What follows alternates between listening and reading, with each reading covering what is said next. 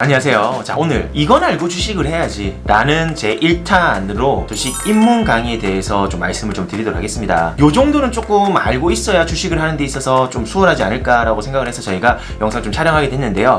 어쨌든 주식 관련된 이제 기초 입문에 대한 부분들부터 용어 관련된 부분들을 설명을 드리겠으니 아무래도 영상이 좀 길 거예요. 그래도 이거 정도는 봐야죠, 그죠? 그래서 좀 영상이 좀 길더라도 끝까지 좀 시청해 주시면 좋을 것 같습니다. 자, 그럼 본격적으로 이제 주식이라는 부분들을 말씀을 드릴 텐데, 사실 요즘에 주식 너무 관심들 많죠. 금리도 낮다 보니까 돈을 어디에 좀 불려야 될지 이런 것들을 고민하다 보면 주변 사람들이 너도 나도 주식을 하고 있어요. 그래서 나도 주식을 한번 해볼까 이런 생각을 좀 가져서 이 영상을 아마 보시게 되지 않았을까라고 좀 생각이 드는데요. 일단 주식이 뭔지 이건 먼저 알아야 됩니다. 일반적으로 주식이라고 하는 거는 주식회사가 발행하는 자본금이라고 보시면 됩니다. 여기서 이제 주식회사가 발행하는 이 주식을 일반적으로 보통주라고 합니다. 이 보통주는 의사결정권이 있는 주식을 가지고 이 보통주라고 하는데요. 우리가 일반적인 주식을 산다라고 하면 이 보통주를 산다고 생각을 하시면 되는데요. 자, 우리가 뭐 드라마 같은 데 보게 되면 내가 주식을 몇 퍼센트를 가지고 있어 이렇게 혹시 뭐 들어보셨죠? 이게 바로 내가 보통주를 얼마 정도 가지고 있어서 기업의 경영권을 좌지우지할 수 있는 이런 부분들이 바로 보통주다라고 보시면 될 것 같고요. 우리 일반 소비자들 같은 경우에는 경영권 이런 거 전혀 관심 없잖아요, 그죠? 자, 그래서 우리가 의사결정권에 대한 부분들은 없지만 우선적으로 배당 같은 것들을 더 받을 수 있는 우선주라는 게 있습니다. 결국 내가 배당을 조금 더 받고 사실 의사결정권 전혀 상관없어 라고 하시면 이 우선주를 투자하시면 되는 거죠. 자, 그러다 보니 일반적으로 배당 받는 것보다 좀 더 높은 배당을 지급을 하고 먼저 우선적으로 배당을 지급을 하다 보니 실제로 이 우선주에 대한 부분들도 관심이 많은데요. 특히나 삼성전자 또는 삼성전자 우선주라고 해서 삼성전자 우라고 하는 주식에 다들 관심을 가지고 있는데, 여기서 삼성전자 우가 바로 우선주다라고 보시면 될 것 같습니다. 우리가 이렇게 뭐 주식에 대한 부분들이 있는데 우리가 주식을 거래를 해야 될 거 아니에요, 그죠?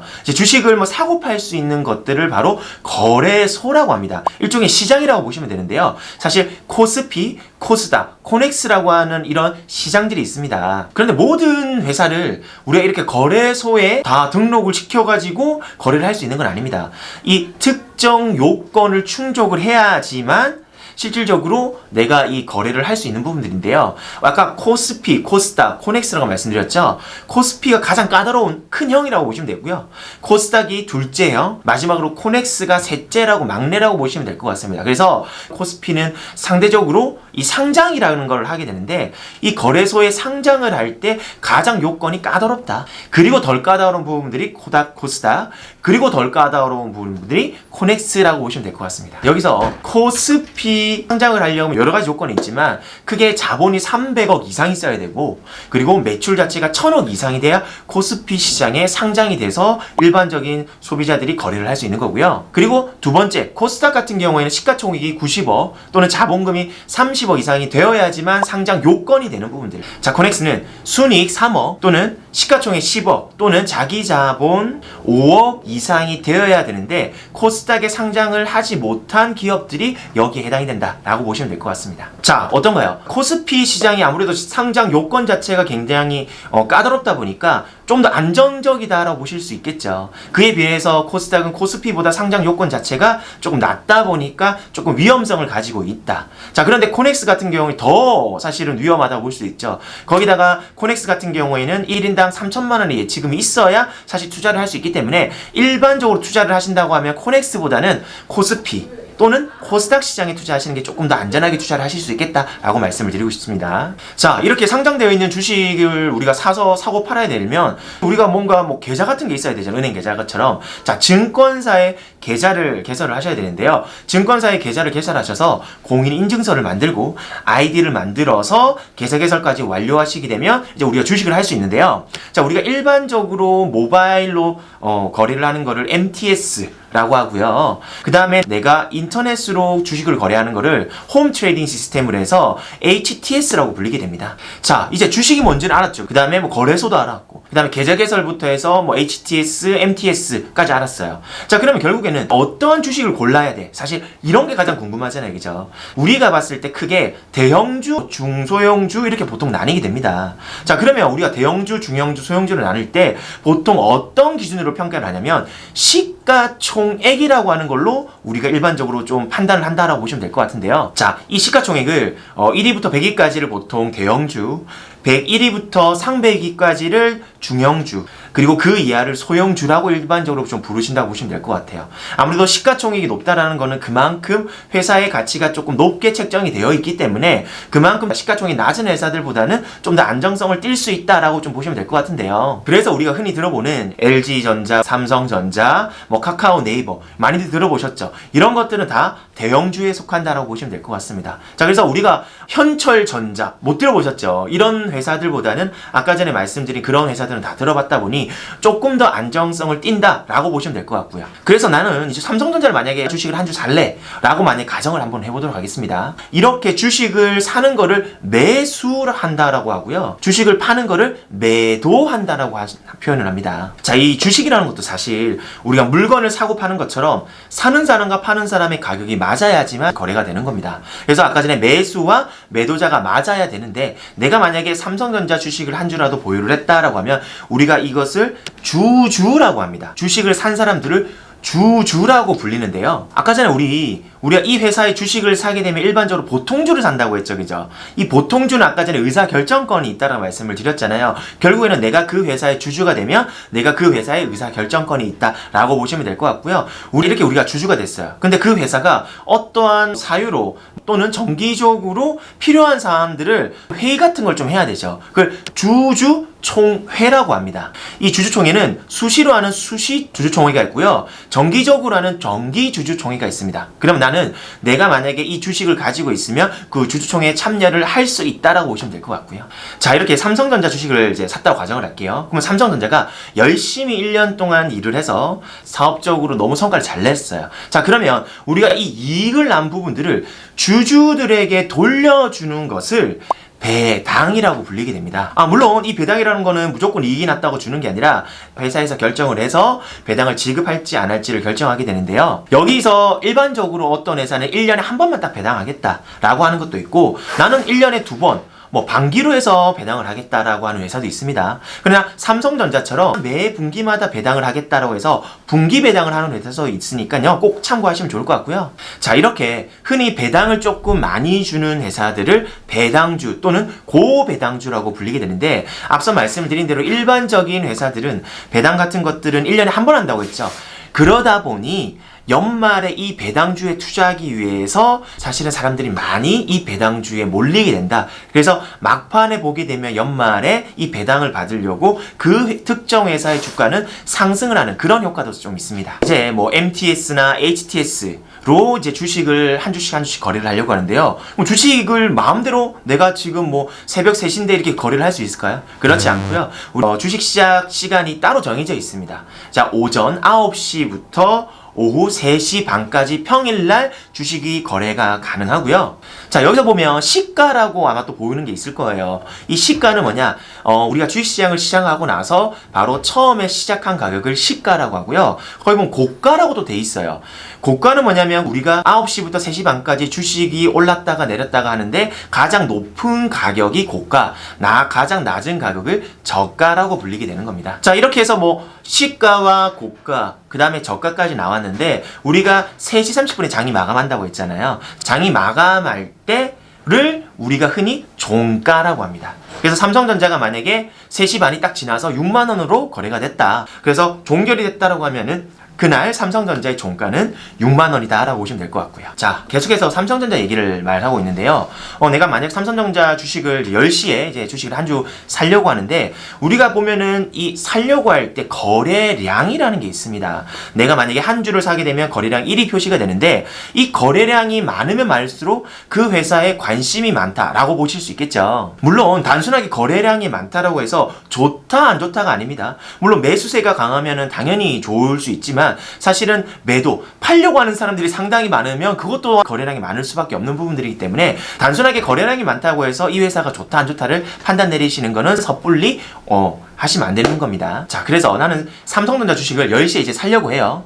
자, 그러면 우리가 일반적으로 이 주식을 산다라고 가정을 했을 때, 내가 지금 당장에 시장에서 거래되고 있는 가장 빨리 거래될 수 있는 가격으로 살래. 그게 바로 시장가 매수고요. 아니야, 나는 빨리 지금 바로 당장에 거래가 될 수 있는 시장가 매도가 있습니다. 자, 그런데 지금 당장에 나는 요 가격으로 사기는 좀 싫어. 그냥 나는 지정해서 이 정도 가격까지 혹시라도 떨어지게 되면 살래라고 해서 지정해서 그 주식을 살 수 있는데요. 그게 바로 지정가 매수가 되는 거고, 반대로 매도를 하게 되면 지정가 매도를 한다라고 보시면 될 것 같습니다. 우리가 주식을 만약 거래를 하다 보면은 사실 갑자기 10% 20% 갑자기 그러다가 30%까지 이게 가격 제한 폭이라고 하는데요. 이렇게 하루에 가격이 오를 수 있고 떨어질 수 있는 폭이 플러스 마이너스 30%다라고 보시면 될 것 같은데요. 그래서 30%가 올랐으면 상한가, 그리고 30%가 떨어졌으면 하한가라고 보시면 될 것 같고요. 자, 그래서 보통 이제 삼성전자가 만약에 6만 원이라고 가정을 할게요. 그러면 30% 상한가를 맞으면 7만 8천 원이 되는 거고, 하한가를 맞게 되면은 42,000원이 된다라고 보시면 될 것 같습니다. 이렇게 해서 우리가 주식을 사고 파는 거에 대해서도 얘기를 나눴어요. 자, 그런데 내가 주식을, 나는 이제 돈이 필요해서 팔 거야. 나는 이 회사가 별로 이제 마음에 안 들어. 나는 그래서 주식을 팔려고 합니다. 자, 그러면 우리가 일반적으로 주식을 아까 전에 매도해서 우리가 현금화 시키는데요. 내가 지금 당장 주식을 팔았다고 해서 돈을 찾을 수 있는 건 아닙니다.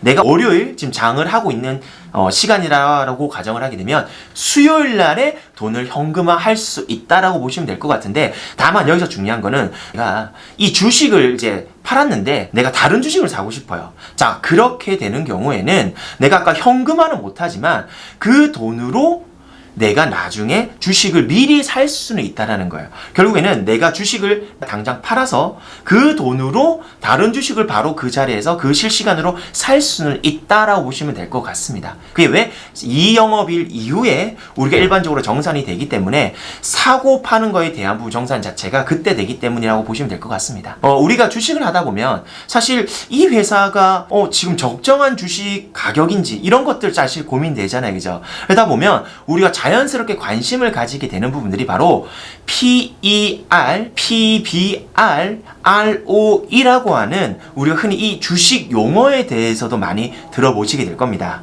자, 이 세 가지 모두 회사 자체의 가치나 이런 것들이 정말 이 현재 주가랑 비교를 했을 때 적정한 수준인지 아니면 고평가가 됐는지 저평가가 됐는지 분석하는 나름대로의 지표라고 보시면 될 것 같은데요. 먼저 PER, 이 퍼는요, 주가 수익 비율의 줄임말입니다. 자, 요거는 우리가 주가를 한 주당 순이익률로 나눈 것을 의미하는데요. 회사에서 단기 순이익이 났으면 이 발행되는 주식이 있습니다. 이 발행된 주식 수를 나누게 되면 한 주당 얼마만큼 이 회사가 이득을 냈는지 답이 나오겠죠. 그거랑 현재 주가의 관계를 비교하는 게 바로 PER, 퍼다라고 보시면 될 것 같습니다. 자, 예를 들어서 A라고 하는 회사가 한 주의 가격이 10,000원이에요. 근데 주당 순이익이 1,000원이라고 가정을 하겠습니다. 그럼 이 회사의 퍼는 10이라고 보시면 되고요. 그런데 만약에 B라고 하는 회사는 똑같이 주가는 10,000원인데 주당 순이익이 1,000원이 아니라 500원을 냈다. 그러면 B라고 하는 회사의 퍼는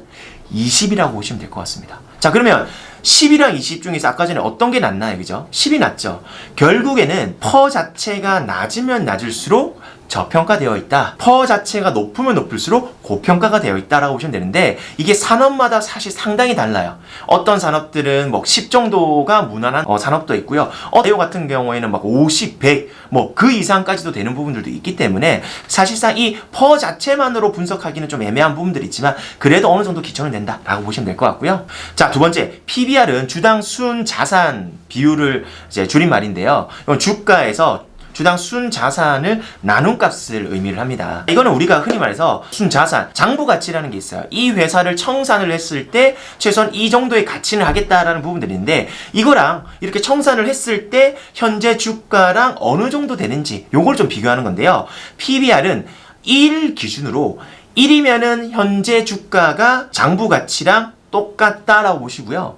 만약에 1보다 좀 낮다, 0.5다. 그러면 주가가 오히려 굉장히 낮다라고 보시면 될 것 같습니다. 그러니까 청산을 하더라도 이것보다는 더 값어치를 가진다라고 보시면 되는데, 만약 이 PBR이 1보다 그 이상이다, 뭐 2, 3 또는 7, 8 정도가 된다고 하면은 이 회사의 청산 가치보다 훨씬 더 주가가 높게 책정되어 있기 때문에 이건 고평가가 되어 있다 라고 보시면 될 것 같습니다. 세 번째는 이제 ROE입니다. ROE는 자기자본 이익률의 줄임말인데요. 말 그대로 자기자본으로 얼마만큼 수익을 잘 냈냐, 요거를 의미하는 겁니다. 그래서 이 자기자본 이익률은 주가에서 당기순이익을 나누게 됩니다. 자, 이 ROE는 이 당기수익률에서 자기자본율을 나누게 되고 곱하기 100을 하게 되는데 보통 퍼센트라고 표현을 합니다. 자, 근데 이 ROE가 아무래도 자기자본, 내 자본을 통해서 사실은 수익을 많이 냈다 보니까 ROE가 높으면 높을수록 좋다라고 보시면 될 것 같고요. ROE가 꾸준하게 두 자리 이상 수만 내더라도 굉장히 괜찮다라고 보여집니다.